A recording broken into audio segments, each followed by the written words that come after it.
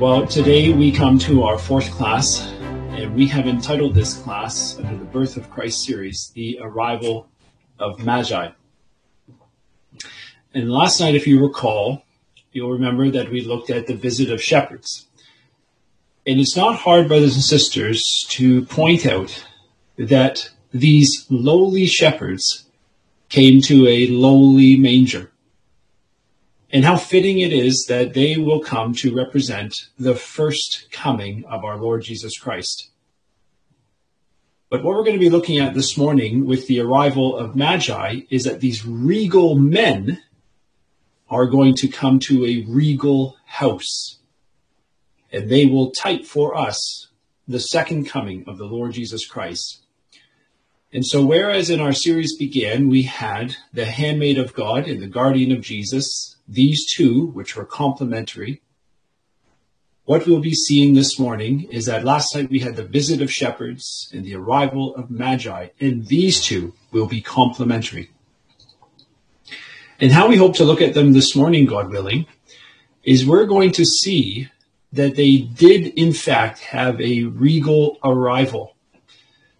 Because what we're going to see, I hope, is that they had been traveling for a long time. They had been making their way all the way from the east, following the star, which would intermittently guide them until they landed in the land of Israel. And so when the wise men found the location of the birth of the king in whom they sought, they would come to this lofty habitation, which would not be a manger, but it would be a house. But then, warned in a dream, these wise men were going to depart another way, and they would have a secret departure themselves. But so too would Joseph and the mother of Christ, because in fact, all of their lives were at risk from King Herod. Now, when you look at Matthew chapter 2 and verse 1, it's sort of helpful to read the verse with the context of which we've had under the Birth of Christ series, but particularly what we considered last night with the visit of shepherds. We know that the angel appeared to the shepherds in the field as they were watching their flock, and they went quickly into the city of David, into Bethlehem, and they found the Lord laying in a manger, just as the angel said they would. But on that very night, they went into the city of Bethlehem. And they found Jesus, who had just been born. And so when we keep that in the forefront of our mind, here's how I suggest we should read Matthew chapter 2 and verse 1. Now, when Jesus was born in Bethlehem, there came wise men from the east to Jerusalem. Now, obviously, brothers and sisters, it was in the days of King Herod, no doubt. But you see these two complementary phrases in verse 1 of Matthew chapter 2. When Jesus was born in Bethlehem, that's when the wise men came to Jerusalem. And this I'll hope to show in many other things as we consider the birth of Christ, the arrival of Magi. Now, it might be helpful just to sort of bring our minds afresh in terms of where we are in, I suppose, a suggested timeline. In 4 BC of January, we know, and this is recorded in Luke chapter 2 and verse 1, that there was a decree from Caesar that all the world should be taxed. And so in Luke chapter 2 and verse 2, a man named Cyrenius, who was the governor of Syria, he carried out that taxation. And this is what caused both Joseph and Mary to leave the confines and the comforts of Nazareth and venture the arduous and long journey south to Bethlehem. And you'll recall that Mary was swelling with child. And so almost as if it were on their last legs, they made it into Bethlehem, but found no room in the inn. And so they had to settle for just a lowly manger, a place where animals would be housed. In Luke chapter 2 and verse 7, the birth of Christ took place. And on that very night, the good news came to the shepherds, and the angels proclaimed unto them that the Savior had been born. And so the shepherds visited the manger. But when we consider just a few things in terms of our consideration this morning on the arrival of Magi, I'm going to suggest that as these things were unfolding, there was a story that involves the Magi themselves. You see, I'm going to suggest to you, brothers and sisters, that when the Magi told Herod, when they first saw the star, they said in Matthew chapter 2 and verse 16, that it appeared to them 2 years ago. And so the wise men, they saw the star, and to keep in line with my suggested timeline, that would have been in 6 BC. And so the wise men would have found themselves with their scrolls and their parchments, and whatever they had available to them, considering that many godly men had lived in Babylon, Daniel of note, and they would have tried to ascertain what this unusual star was, which was in the sky. And so I suggest to you that thereabouts afterwards, they would have begun to travel. And we know, brothers and sisters, from the accounts in the Return of the Exiles, that it took 4 months to make this journey. And the exiles knew where they were going. You see, these wise men did not know where they're going. They were simply being guided by this magnificent star in the sky. And so it would have taken a long time. And that brings us to Matthew chapter 2 and verse 1, when these wise men would have arrived in Jerusalem. And I suggest to you, brothers and sisters, that the very night they arrived in Jerusalem was the very night in which Christ was born in Bethlehem. And they were looking for a king, but they found not the king in whom God had ordained, but a king in whom the people had ordained. Now, a few things about Herod the Great, and perhaps some dating to go along as well. Now, some of us might have heard of this historian. His name is Flavius Josephus, and he has written a noteworthy history called the Antiquities of the Jews. And in this history, in Book 17, Chapter 6, and Section 4, he adds this footnote, and it's about a certain eclipse of the moon. And he says, the eclipse of the moon, which is the only eclipse of either of the luminaries, that's the sun and the moon, mentioned by Josephus in any of his writings, this eclipse of the moon is of the greatest consequence for the determination of the time for the death of Herod and for the birth and entire chronology of Jesus Christ. And we even know when this eclipse transpired, because it happened on March 13th in the year of the Julian period, 4710, and the 4th year before the Christian era, or in other words, 4 BC. And so we can actually work out when this luminary eclipse took place, a lunar eclipse, March 13th in 4 BC. So if we just sort of add that as sort of a visual representation, we carry on our timeline, and in 4 BC of March, there is an eclipse of the moon. But not long after this eclipse, Josephus also records that King Herod himself would die. And this would be just before the Passover.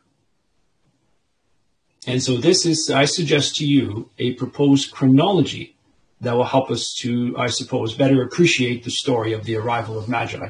And again, these notes are there. You can just request them from Brother Shannon, and he'll disseminate them to you through whatever means is necessary.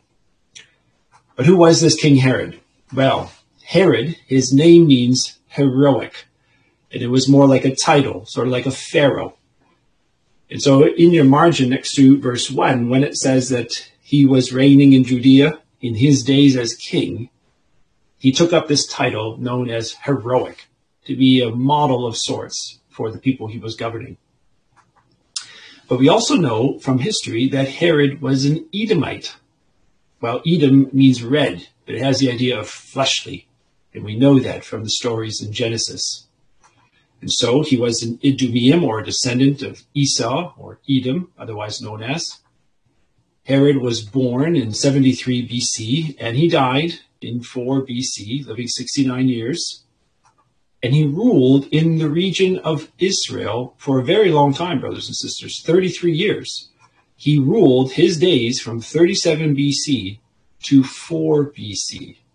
He had quite a lengthy reign, and it wasn't by any happenstance that he controlled this reign. He was a ruthless man, no doubt about it. In fact, here's a few more details about this Herod the Great, because he was an ambitious ruler. This is from Unger's Bible Dictionary, page 471, and here's what Merrill F. Unger says about Herod the Great. He says, Josephus records that Herod was appointed procurator or governor of Galilee at the age of 25. Now, furthermore, Mark Antony gave Herod a tetrarchy, and afterward he, Antony, persuaded the Roman Senate to make Herod a king. And so you can just see, brothers and sisters, the ascent of this Herod the Great.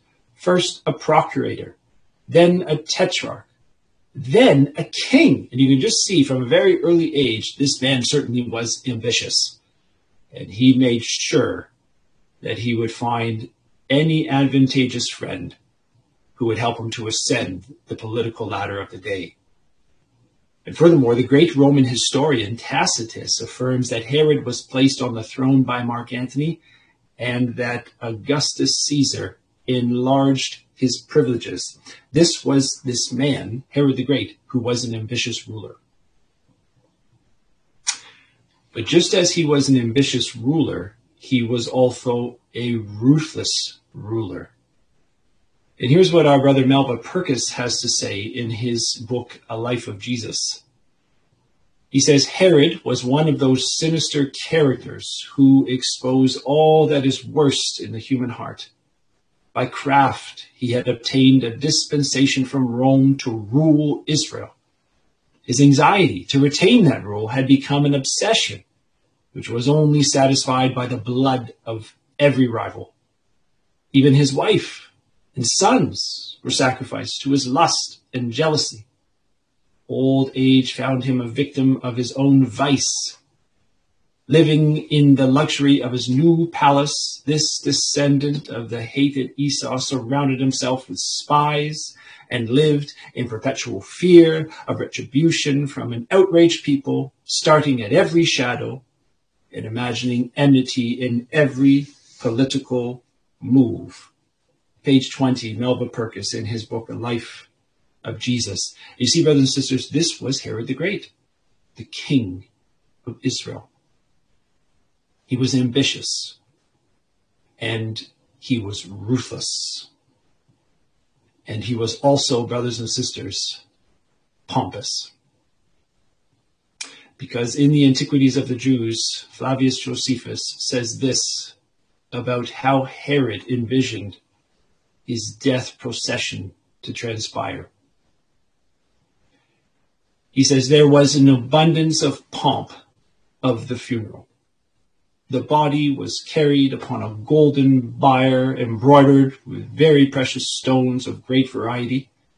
It was covered over with purple, as well as the body itself. He, Herod, had a diadem upon his head, and above it a crown of gold. And lastly, he had a royal scepter in his right hand. And brothers and sisters, that last line, that Herod's wishes were that he would be laid to rest with a royal scepter in his right hand, it symbolized that he would be forever Herod the Great, even in death, a ruler to the end. And so when a delegation of wise men from the east arrived in Jerusalem, and they asked to see one who had just been born King of the Jews, you can just imagine, brothers and sisters, the suspicion and anger which would have been aroused in King Herod. You can see in Matthew chapter 2 and verse 2 that upon arriving in Jerusalem, these wise men asked, "Where is he that is born King of the Jews?" And you can just see, brothers and sisters, the very first question which comes out of their lips. Where is he that is born King of the Jews? It is worth noting, perhaps in your margin, brothers and sisters, but there is a key difference between Herod and the Lord Jesus Christ. Herod was made a king, but the one in whom the wise men were seeking was born a king. And so the claim to this throne would certainly be a challenge to King Herod, because he knew, as well as anyone in Israel, how he obtained that throne. It certainly was not by birth. And so when these wise men came and they asked the question, verse 2, "Where is he that is born King of the Jews? For we have seen his star in the east, and we are come to worship him." You can just imagine, brothers and sisters, as soon as King Herod heard these words, he would have been furious. Worship him?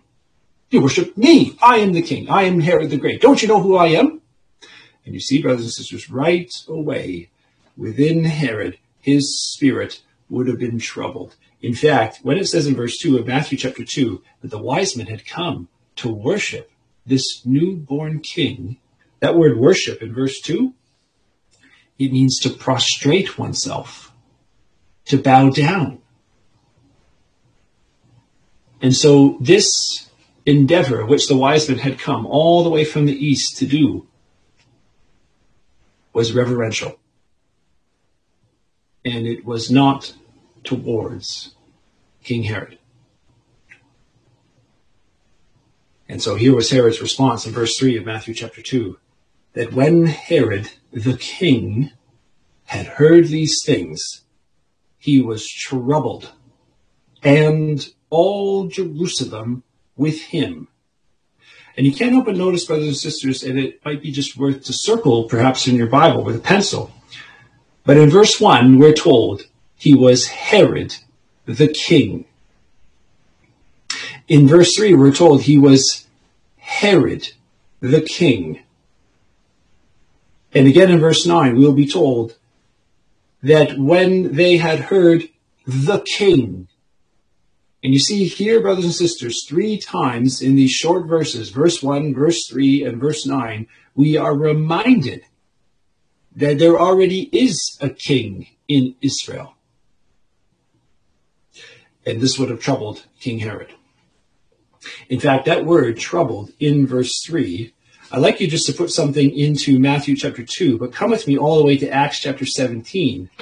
Because that word troubled is also found in Acts chapter 17, and it helps us to appreciate not only the consternation and the troubling that went into Herod's mind, but also the entire city of Jerusalem.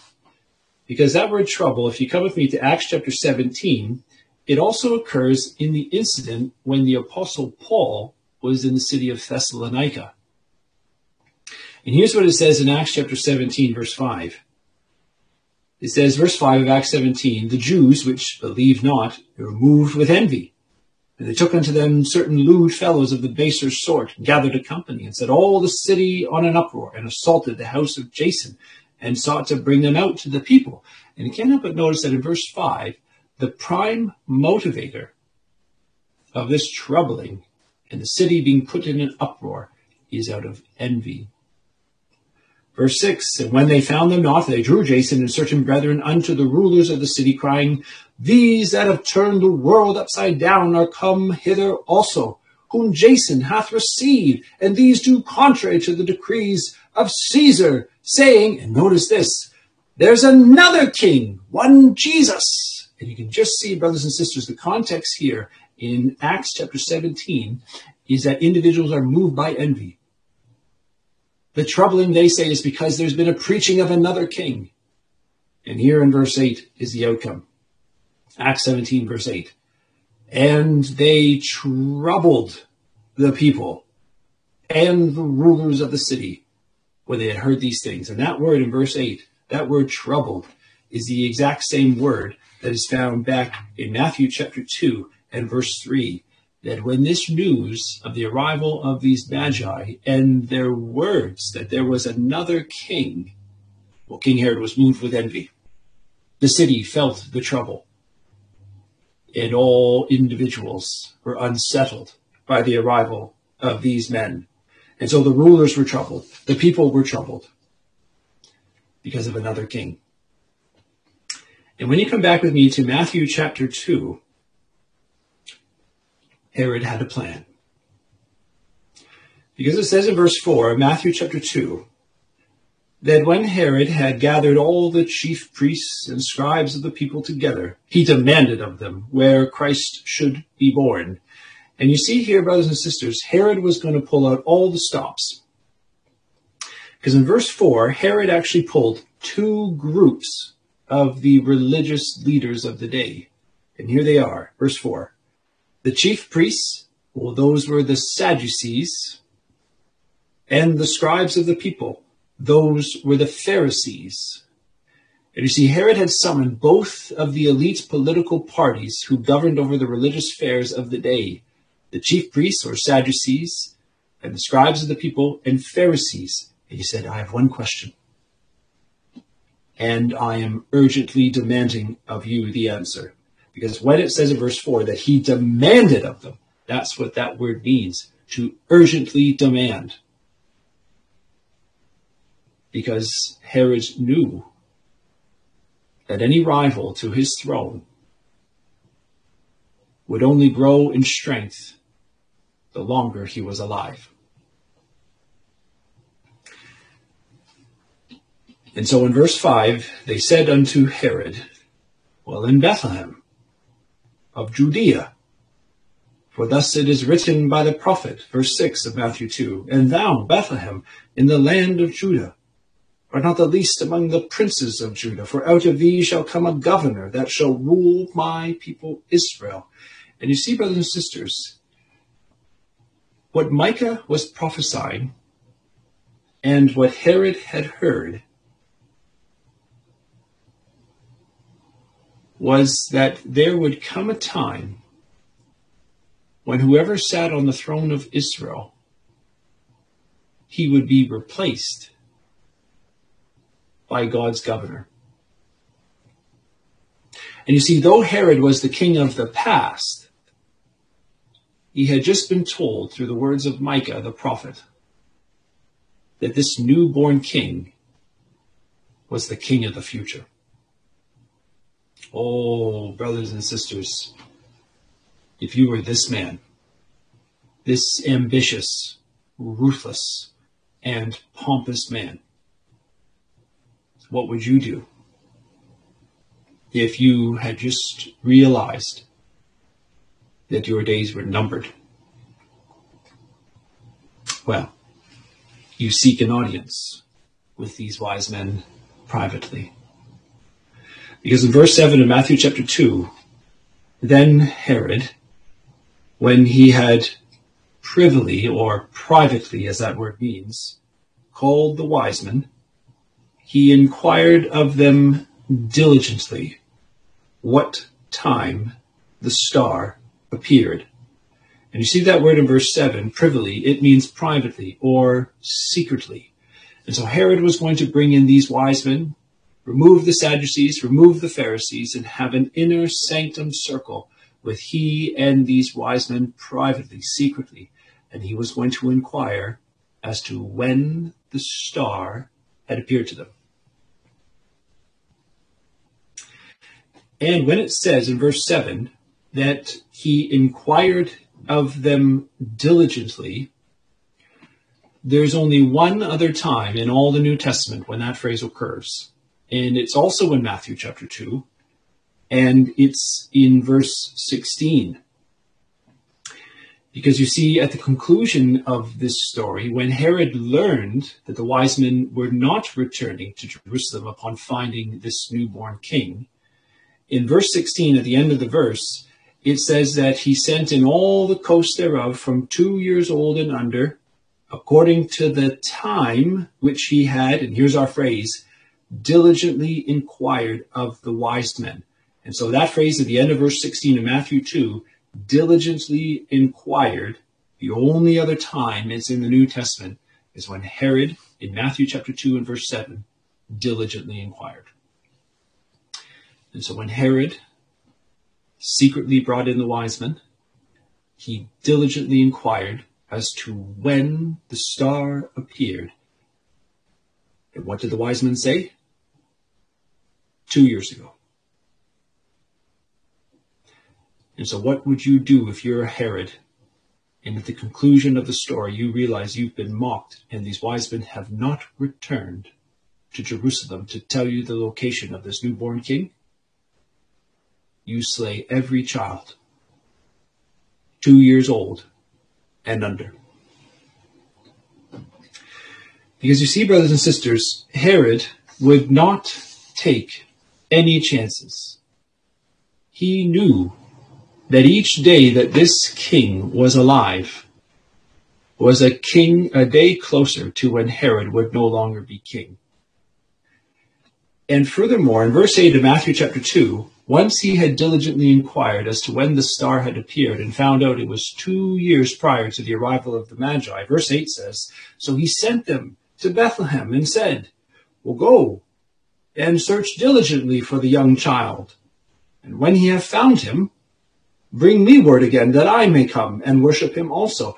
And you see, brothers and sisters, Herod was going to let these wise men keep following the star, find where this baby had been born, worship it, and immediately return to him and tell him its location. Because you see, brothers and sisters, the distance between Jerusalem and Bethlehem was a mere few hours' walk. In fact, the distance between Jerusalem and Bethlehem is 6 miles. And I thought it might be helpful if we sort of had a good idea of the scale of this few hours walk. It would be the equivalent of beginning at the North Houston Christadelphian Hall and making your way south till you get to the Sam Houston Tollway, or number 8, or whatever it might be called down there in Texas.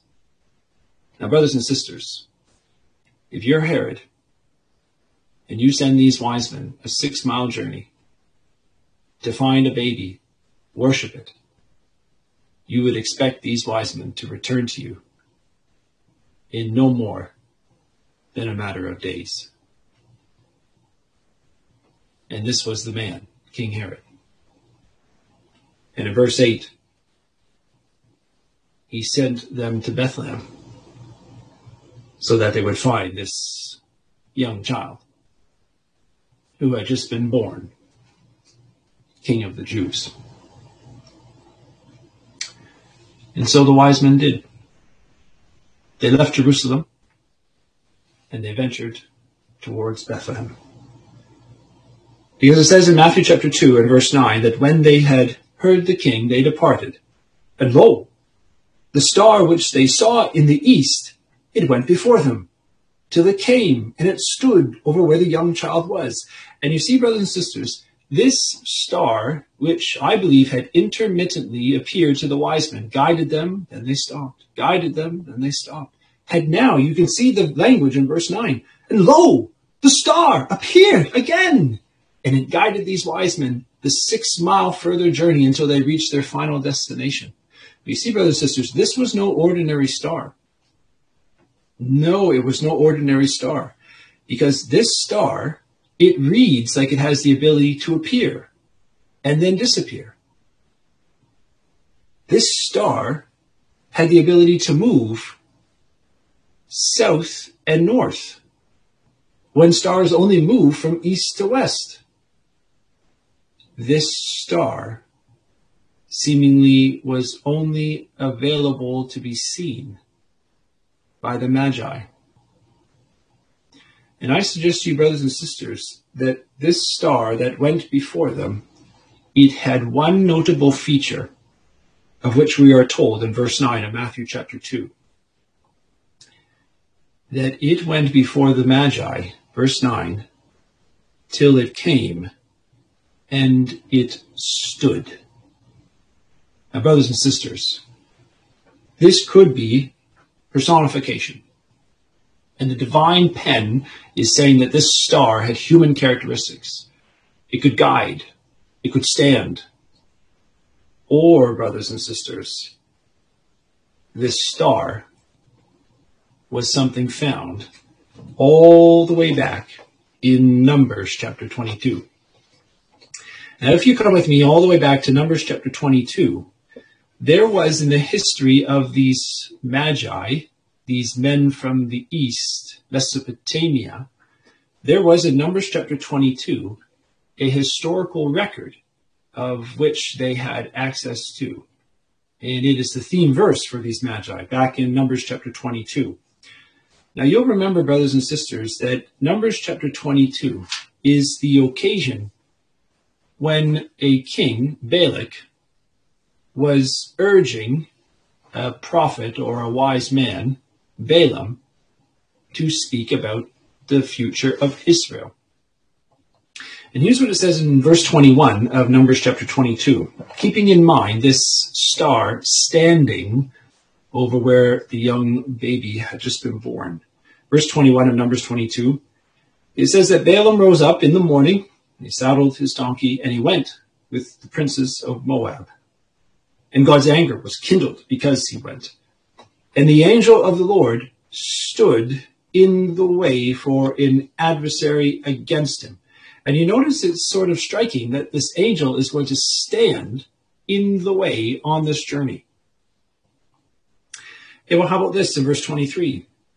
Well, the donkey saw the angel of the Lord standing in the way, and a sword drawn in his hand, and the donkey turned aside out of the way and went into the field, and Balaam smote the donkey to turn into the way. So 2 times in verse 22 and 23, you might like to circle them, but this angel is standing in the way of this journey. Verse 24, but the angel of the Lord stood in a path of the vineyards, and a wall being on this side, and a wall on that side. And when the donkey saw the angel of the Lord, she thrust herself onto the wall and crushed Balaam's foot against the wall. And he smote her again. And notice verse 26. And the angel of the Lord went further and stood in a narrow place where there was no way to turn either to the right hand or to the left. And you see, brothers and sisters, when you consider the story of Balaam,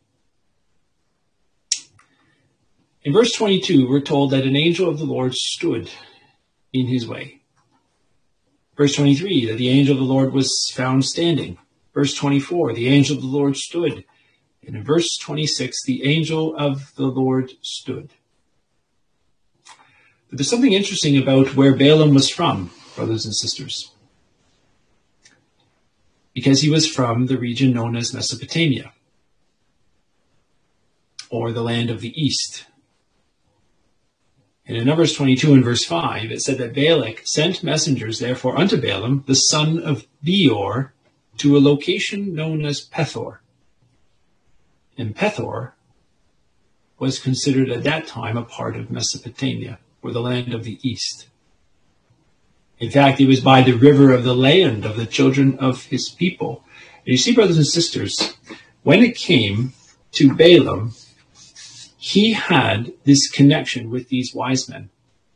In fact, he had an even greater connection than just an angel standing in his presence, guiding him, as it were, albeit in a certain direction. It was Balaam, if you turn to Numbers chapter 24, who uttered the very prophecy that when Messiah was to be born, a star would rise. Because in Numbers chapter 24, in verse 15, it says that Balaam took up his parable and said, verse 15 of Numbers 24, Balaam the son of Beor hath said, the man whose eyes are open hath said, verse 16 of Numbers 24, he hath said, which the words of God, and knew the knowledge of the Most High, which saw the vision of the Almighty, falling into a trance, but having his eyes open. And notice what verse 17 says of Numbers chapter 24. I shall see him, but not now. I shall behold him, but not nigh. There shall come a star out of Jacob, and a scepter shall rise out of Israel, and shall smite the corners of Moab, destroy all the children of Sheth. Edom shall be a possession, Seir also shall be a possession for his enemies, and Israel shall do valiantly. For out of Jacob shall come he that shall have dominion, and shall destroy him that remaineth of the city. And you see, brothers and sisters, this in Numbers chapter 24 and verse 17 was the wise men's theme verse. That when Messiah was to be born, it would be accompanied by this brilliant star. And not only that, brothers and sisters, but when this child was to be born, he would take possession of a throne. And so that meant that the one who sat upon it would be disposed. And you see, brothers and sisters, Balaam and the Magi share this kindred of circumstance, these men of Mesopotamia. Because you see, Balaam would come before a distressed king of the Moabites, but the wise men would come before a distressed king of the Israelites. Balaam would be met by the angel of the Lord that stood but for an adversary. The wise men would be met by the angel of the Lord that stood for an ally. Balaam witnessed with the eye the future rising of the star. But these wise men witnessed with the eye the present shining of that star. And Balaam fell down at the utterance of the word of God.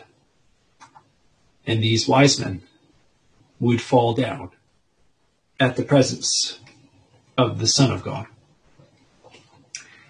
And so when you come back with me all the way to Matthew chapter 2, when this star came and in its angelic brightness stood over where the babe lay, these wise men found it.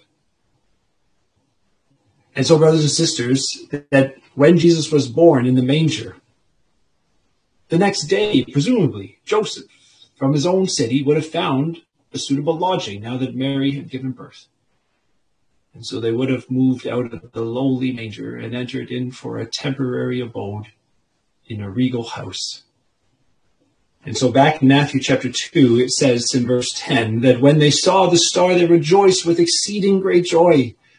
And when they came into the house, they saw the young child with Mary his mother. They fell down and worshipped him. And when they had opened their treasures, they presented unto him gifts, gold, frankincense, and myrrh. And you see, brothers and sisters, how fitting it was that the lowly shepherds came to a lowly manger. But not soon after, these regal men came to a regal house, the first and the second coming of the promised Messiah. And whereas the shepherds could only bring their obedience, these wise men brought their gifts. And verse 11, they brought 3 gifts. Now what do the gifts represent? Well, these wise men presented unto the Lord 3 gifts. They presented gold, they presented frankincense, and they presented myrrh. Now the gold symbolizes the kingship of Christ. The frankincense symbolizes the priestliness of Christ. And the myrrh signifies that Christ would be a man. Because the gold is a metal and it symbolizes royalty. The frankincense is a powder and it symbolizes liturgy. And finally, the myrrh is an oil and it symbolizes the humanity. And these were the gifts that the wise men came. And they knew why they were bringing these gifts. And eerily, brothers and sisters, it was prophesied what these wise men would bring. Now, if you come with me to Zechariah chapter 6, there is a prophecy in Zechariah chapter 6 which speaks of men from the captivity in Babylon coming to present themselves before a man named Joshua. And here's what it says in Zechariah chapter 6 in verse 9. Zechariah says in verse 9 of Zechariah 6, "The word of the Lord came unto me, saying," verse 10, "Take of them of the captivity 3 men, Heldai, Tobiah, and Jedaiah, which are come from Babylon, and come now the same day, and go into the house of Josiah the son of Zephaniah." Now, in verse 10, Zechariah was told that he was to take of the captivity that had come from Babylon, from the east, 3 specific men. Now, here are their names and what their names mean. You might like to jot them down, perhaps. The first was Heldai, and his name means out of worldliness. He was coming out of the world. Tobiah, whose name means the goodness of Yahweh, who had experienced Yahweh's goodness.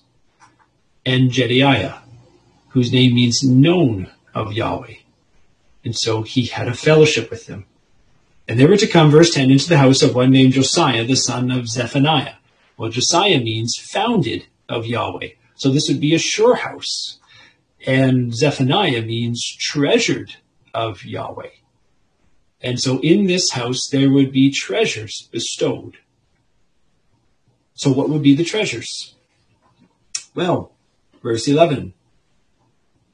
"Take silver and gold and make crowns, and set them upon the head of Josiah, the son of Josedek, the high priest." Now, brothers and sisters, you and I will both know that Joshua is the Hebrew equivalent of Jesus.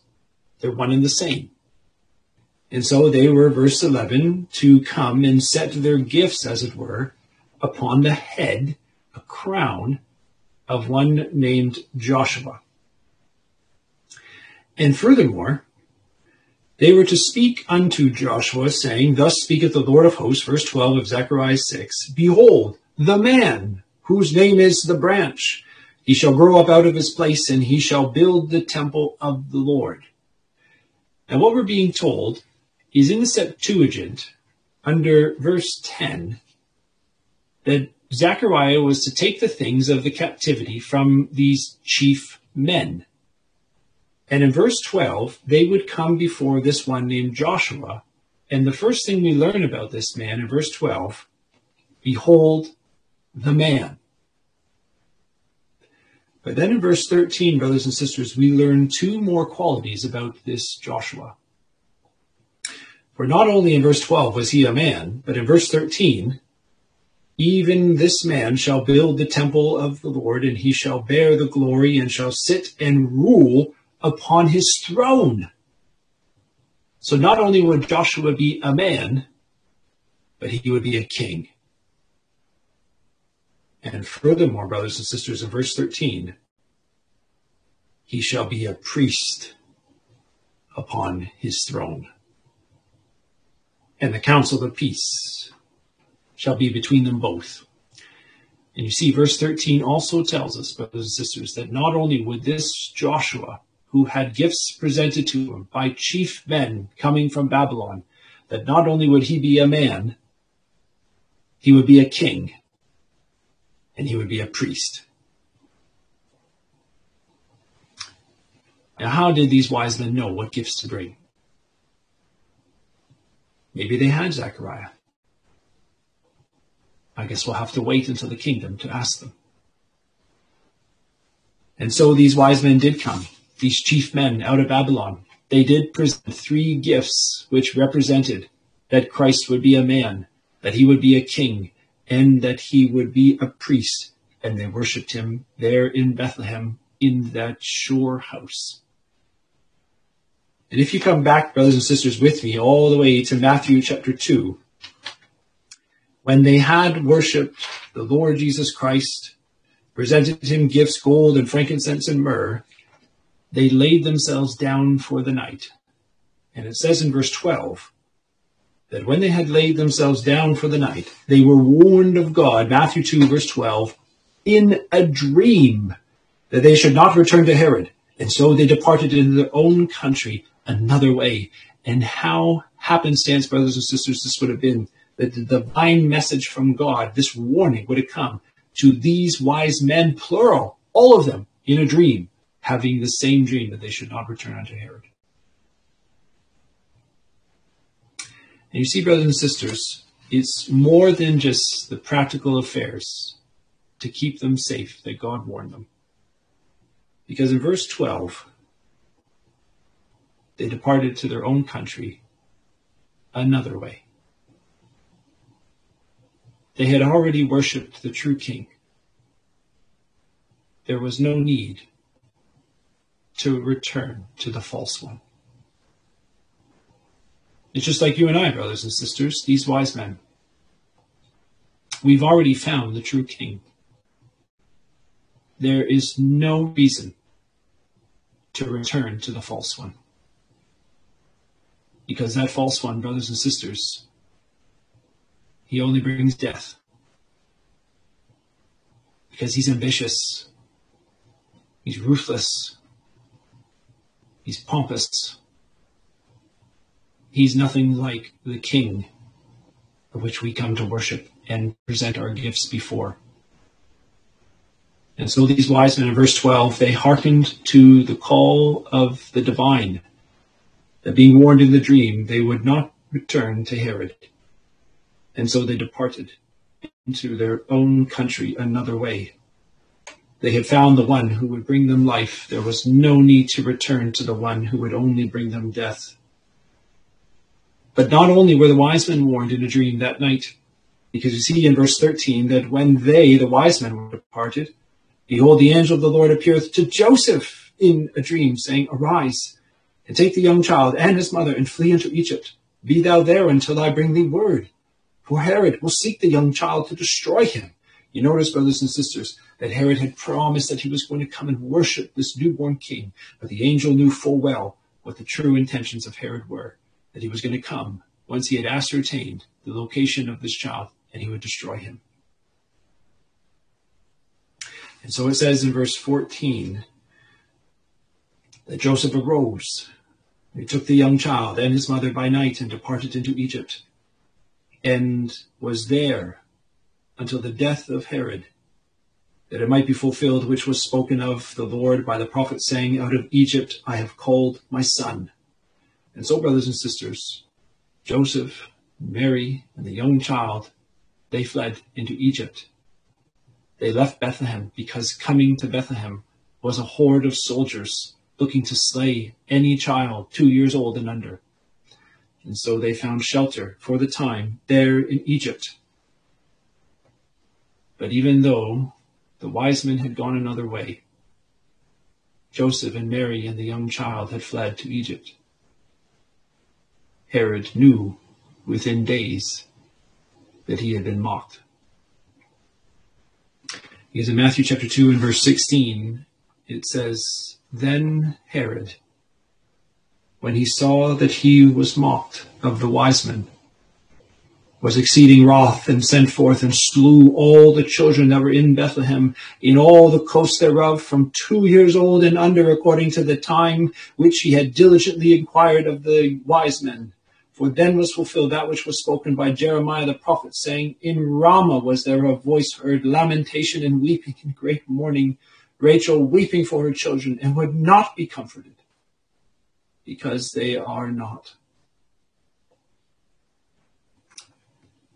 And our brother Melva Perkis on page 21 of The Life of Jesus has this to say about this lamentation and weeping. He says, Not to be diverted from his purpose, Herod sent his soldiers down to Bethlehem, slaughtered all the children in the town who were 2 years old or under. The busy noises of the little township were silenced, and in their place was a noise of bitter wailing as mothers watched in helpless grief the soldiery seek out every young child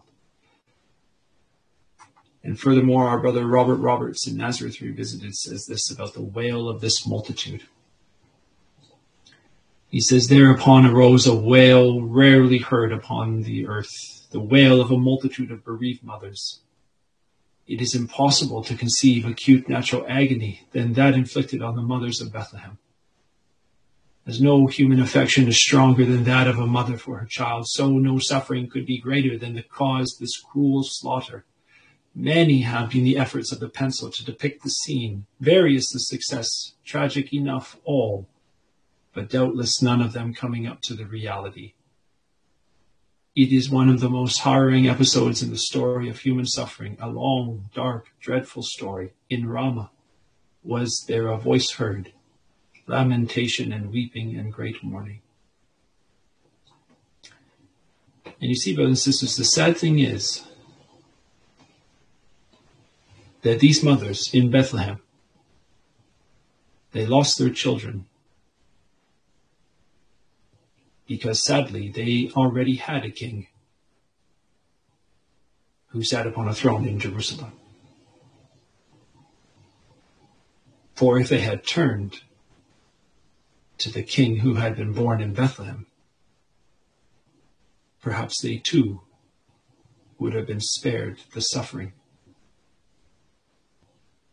It's quite a sobering thought, brothers and sisters, that it's no different for those of us who might be fathers or mothers, grandpas or grandmothers, uncles and aunts in the meeting, that if we do not seek out for them the true king, then sadly their lives will be extinguished. Because only one king brings life.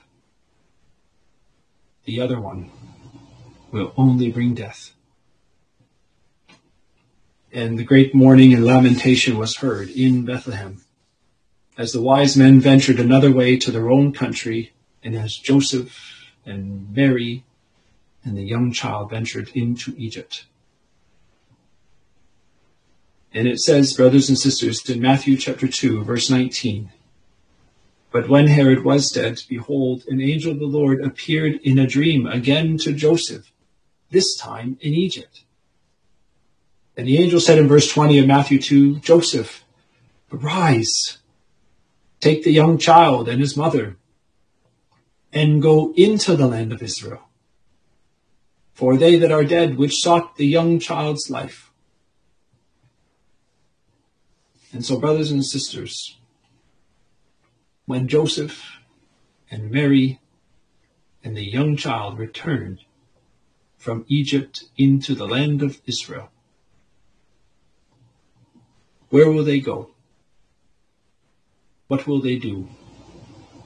And who will they meet? God willing, we will consider when we conclude our story upon the birth of Christ with our final class, the branch of Nazareth. Understand.